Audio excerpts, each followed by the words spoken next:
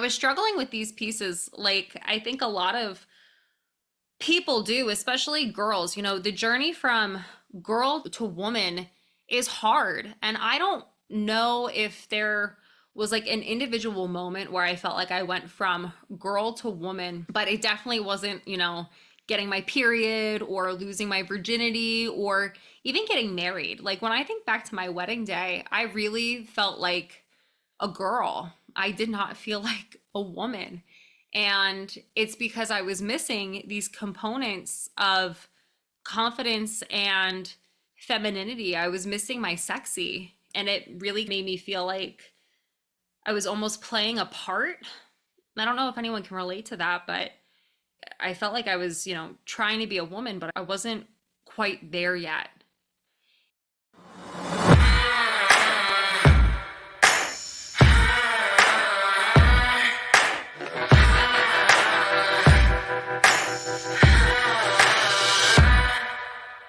Welcome to the Dangerous Women podcast, where the intersection of fierceness and femininity fuels empowerment. Our goal is to provide women with insights to unleash their power. Grounded in the 7 principles of self-confidence, we guide women to embrace their duality, delicate as a flower, yet powerful as a bomb. I'm your host, Colleen Conlon, inviting you to join me as we explore topics on health and wellness, empowering you to embody the essence of your dangerous woman.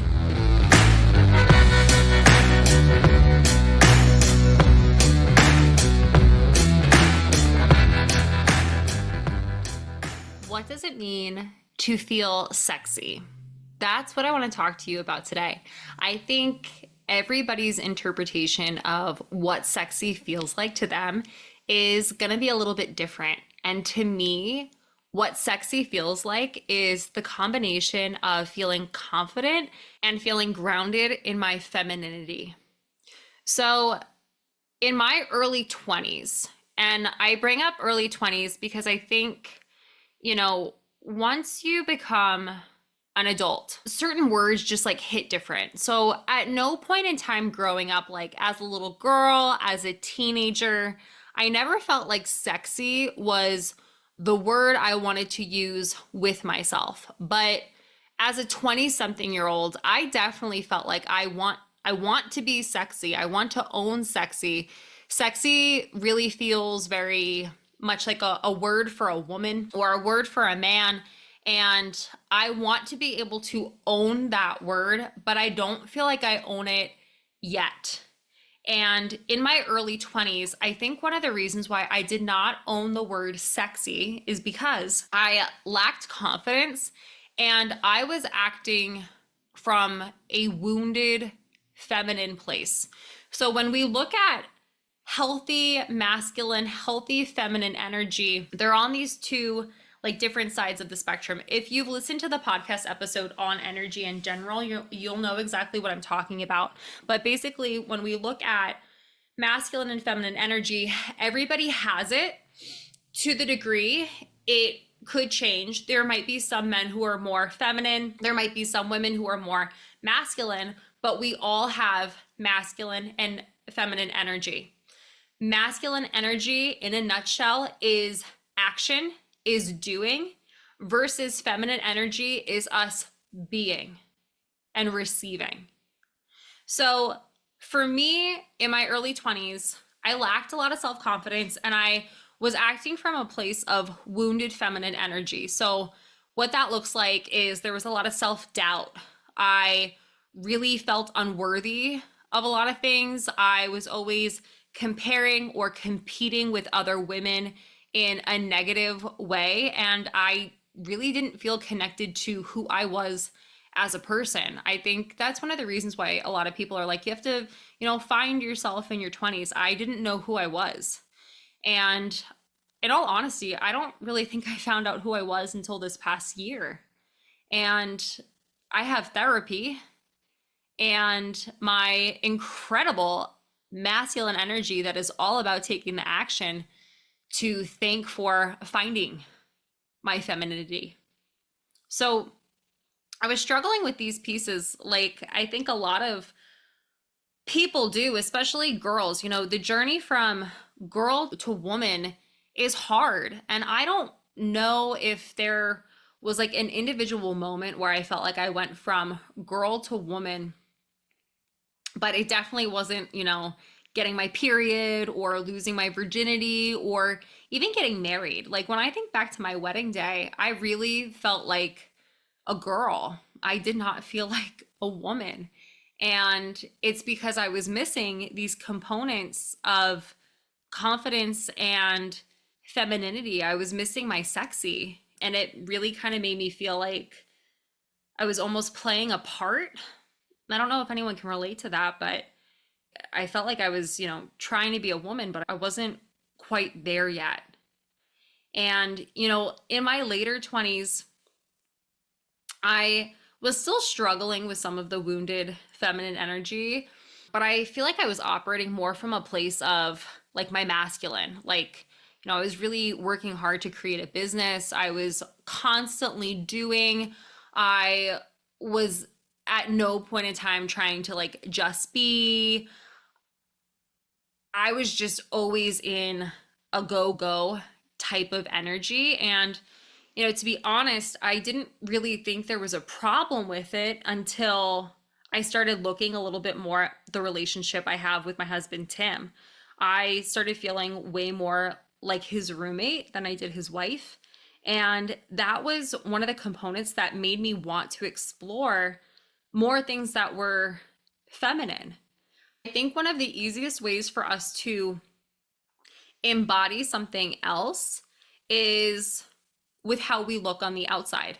So for me, I started dressing differently. I started taking the time to do my hair more routinely. Prior being a fitness pro, I was always just putting my hair back in a bun or a pony. If, I did my hair, chances were I was going to be, sweating and gross. I was, fuck it. Like, why am I doing this? But taking the time to do my hair, do my makeup, and nothing like super glam, but, a little something, and changing the way that I dressed, it allowed me to tap into a softer side of myself.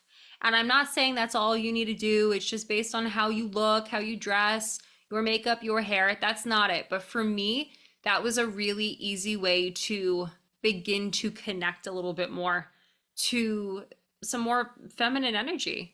And then from there, I started doing some work on my sexuality and becoming more curious about sex and the idea of embracing being sensual, embracing the energy that is Eros. And I ended up jumping into a group container of women who were trying to take advantage of using feminine energy to help them live their lives and build their businesses. And I met a lot of really interesting women in that space where I don't think I ever would have looked to or explored otherwise. And in that time, I was able to do a lot of work on myself.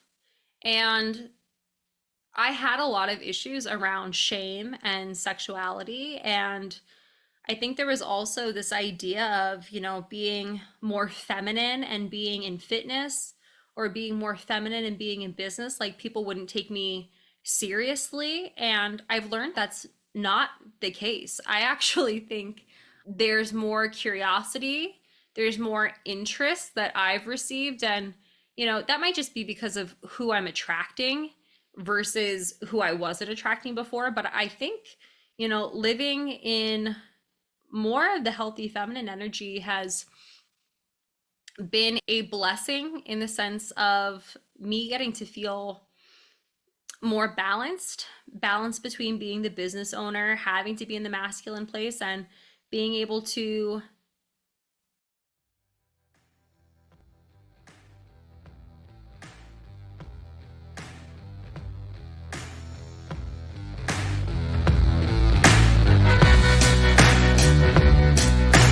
Kettlebell Catalyst, the exercise guide for women to build strength, Lean Muscle, and Self-Confidence to Overcoming Limiting Beliefs is a book I wrote for women to be empowered to get started with kettlebells. In this book, not only will you learn the 101 details of hardstyle kettlebell technique, but you will also meet lots of women who were brave enough to try using kettlebells and hear how they transformed both physically and mentally. To buy your copy, visit Amazon or Barnes & Noble today.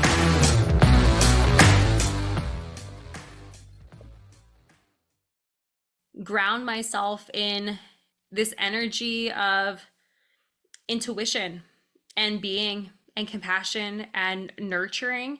And I think what's challenging in regards to women embracing those pieces that are the feminine energy is embracing them, but embracing them and still having boundaries.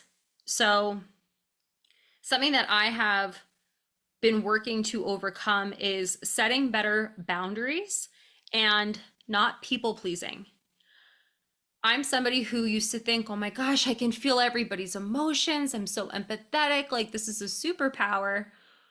Whereas now I view it as, no, you were lacking boundaries. You were letting people's energy walk all over you and impact the decisions that you were making. That's not a superpower like you once thought it was.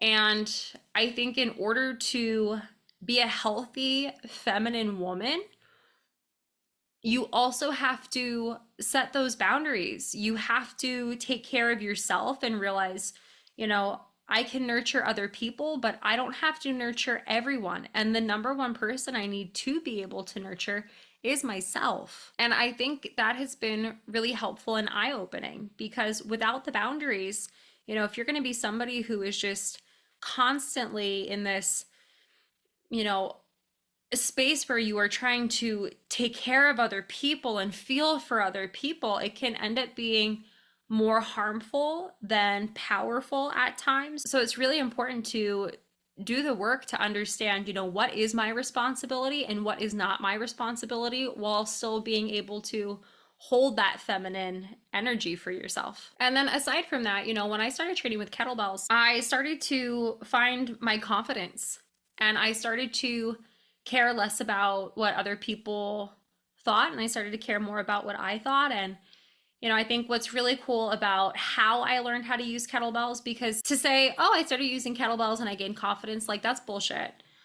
It's how I was taught and how I teach other women to use them that has been what's allowed me to gain my confidence. And so much of that just comes down to learning the exercises in a way where one skill builds on top of the other. And along the way, challenges will come up, and taking the time to become self-aware of what needs to change to do better. And in the midst of that, celebrating the wins that you have, not focusing just on perfection, but focusing on progress, has really been that foundation that has allowed me to believe in myself. And after working with the kettlebells, I started believing in myself in other areas. The whole reason why you're listening to this podcast right now is because I believe in myself. I created a 6-figure business. I wrote a book. I beat a Guinness World Record. I started this podcast. I'm currently working to release my first supplement. And all of these things have been able to happen because I started to develop the confidence I currently have with that kettlebell. So the combination of tapping into the femininity, tapping into the confidence, that has allowed me to really feel more like a woman, and it feels sexy. And then the last part, because if somebody asked me this question, 6 months ago, I don't know if I actually would have said, yeah, I feel sexy. I embody sexy. I embrace sexy. I think it still would have felt kind of like funny, but now it doesn't. And I'm not saying anybody needs to experience this, but for me, what has been so incredible, so powerful to feel sexy in my body has been gaining weight. So over the last 6 months, I have put on 20 pounds. My butt is so much bigger. And that's happening because one, I'm in a surplus, and two, I'm training lower body, specifically my butt, 3 days a week. And in gaining the weight, my breasts have also gotten significantly fuller. And, I see them differently, but like in talking with Tim, he's like, yeah, when we're intimate, like your breasts feel totally different in my hand, you're curvier, you're thicker, and, these areas that you haven't been before, like my breasts and my butt. And I don't know, there's just something about feeling curvier in these areas when I look at myself, when I look at myself with my clothes on, when I look at myself naked. I just feel like I'm really in this woman's body that for so many years I have been fighting. For me, for the longest time, I was just like, I want to be small. I want to be small. I want to be small. And now in my head is I want to be curvy and lean. I want to be curvy and lean. Like I want my legs to have curves. I want my butt to have curves. I want to like really see that hourglass. I want muscles to pop, and I want to really embrace, you know, looking curvy, looking for me what feels like sexy, looking like a woman. And it's been really cool and special to have this time. So, for me, I've gained this weight, and I'm working with registered dietitian Hillary Urban to start the process of decreasing body fat. And, in decreasing the body fat, the goal is for a lot of these curves to stay. It's just, leaning out the fat component. So the butt that I've been building, like the goal is for the butt to stay. The curves and the hamstrings and the quads, like the goal is for them to stay. I have no idea what's going to happen in my breasts. I was talking with Tim about this last night, and he was like, well, it's possible maybe they're going to stay, like, hormones. And part of me was like, I know he knows a lot about this stuff, but I don't know how accurate that is. So if anybody's listening and you're just like, there's no way, like you are a medical professional, you understand how all this works, there's no way. Okay, cool. But I'm kind of excited to just see what does happen. What does happen going into the deficit this time? Like what curves do stay? And, it's also really exciting to know that this is just, phase one. I think it's definitely possible to go into a surplus again and then go into another cut until everything is kind of just like built out the way I've been envisioning, woman Colleen to be. If you know me, I have an outline of a naked woman tattooed on my bicep. And I have her there to remind me that you are a woman, you're not a girl anymore. And you don't need to act from little girl energy. You are this confident, feminine, sexy woman, and don't you forget it. So, in those moments where sometimes, like, the little girl energy, it does come back in. And typically, little girl energy, for me, it comes back in when something little me hasn't healed yet. So, for example, I've had some challenges with my family over the past year to the point of not speaking to them. And I've been doing a lot of healing work and therapy, and I actually was on the phone with my parents for the first time last week when I'm recording this episode. And typically in the past, when I have conversations, I turn into little girl me. And this was the first time where I didn't feel like little girl me came out. I felt like I was able to stay present as the woman I know myself to be in all of these other areas of my life. And I thought that was really cool. And, at one point I looked at my bicep and I looked at that woman and I just reminded myself, this is who you are now. Little you is a part of your past. Woman you is who you are now and who you are going to continue to grow into. So Be present with her. Now, before we wrap this up, I'm curious, when you ask this question to yourself, what does it mean to feel sexy to you? And if that's uncomfortable, and specifically if that's uncomfortable and that is a word you want to embody, you want to embrace, you want to be able to say, I feel sexy, that might be something worth exploring and playing with. And if you feel called to embody that word, there's a lot that you can do to connect to it. And what I have learned in this whole process is it's a word I love. It's a word that I don't want to go anywhere. And I'm excited to see what sexy looks like on me, what sexy feels like to me as I continue to age, because I know it's going to change. Sexy in your 30s will be different than sexy in your 40s, 50s, 60s, 70s, 80s, 90s, right? Like, it's all going to evolve. And I know getting to this point of feeling it and feeling good about saying it and embracing it and not having shame around it has been really empowering. And if that is a word you want to be able to embrace as well, I'm excited to see what happens for you when you answer that question and start doing the work. Thank you for listening to the Dangerous Women podcast. If you had any groundbreaking takeaways from today's episode, please tag us on social at the Dangerous Women podcast. To make sure you never miss an episode, subscribe below.